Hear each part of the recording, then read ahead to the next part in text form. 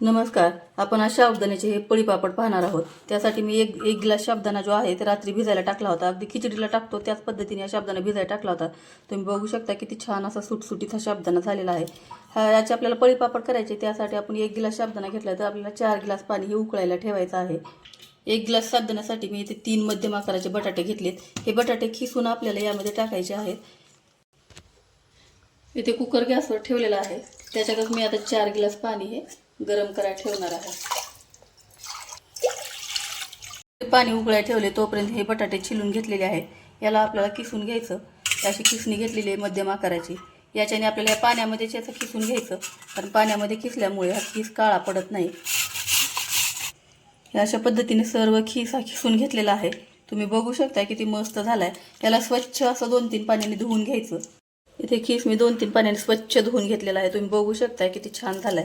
याला अगदी 5 मिनिटं असंच पाण्यामध्ये ठेवायचं. तिकडे पाण्याला उकळी आली त्यात आपण साबुदाणा टाकून शिजायला ठेवायचं आहे. पाणी छान उकळी आली तुम्ही बघू शकता.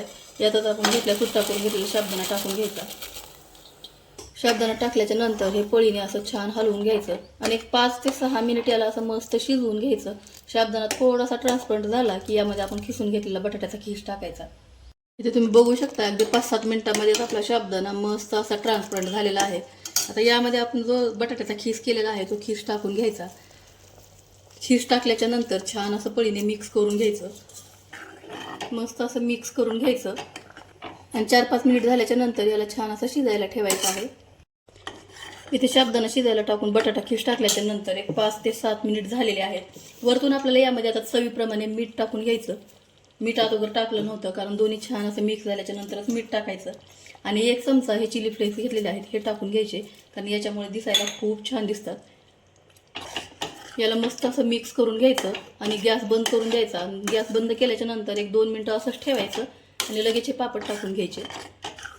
टाकून 2 मिनटं झालेली आहेत. आता मी गॅस बंद केले. गॅस बंद केल्याच्या नंतर 1-2-3 मिनिट मी याला गार होऊ दिले. आता हे पापड आपल्याला लगेच टाकून घ्यायचे. इथे मी पॉलिथिन खाली छान अशी आतरून घेतलेली आहे. यावरच आपल्याला असे गोल गोल गोल गोल हे पापड टाकून घ्यायचे आणि एकदम फास्ट होतात. अगदी 5 मिनिटात 100-200 पापड तयार होतात. याला काहीच वेळ लागत नाही पापड बनवायला.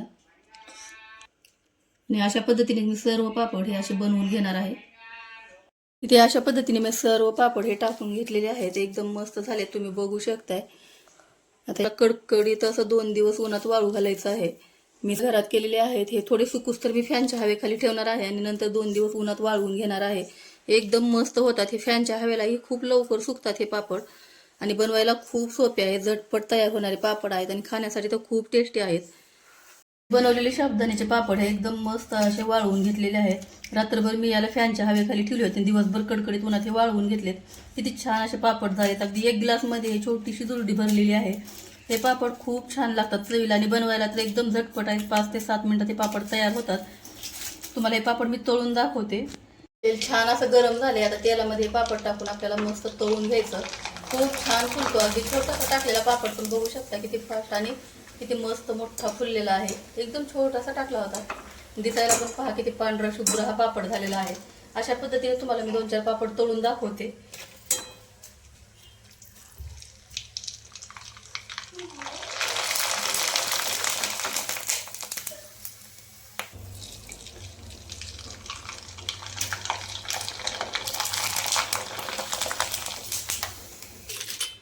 इथे तुम्ही बघू शकताय मस्त असे मी 2-4 पापड तळून घेतले. हे पापडची साईज, हा पापड किती छोटासा आहे तुम्ही बघू शकताय आणि हा किती छान असा फुलून मोठा झालाय.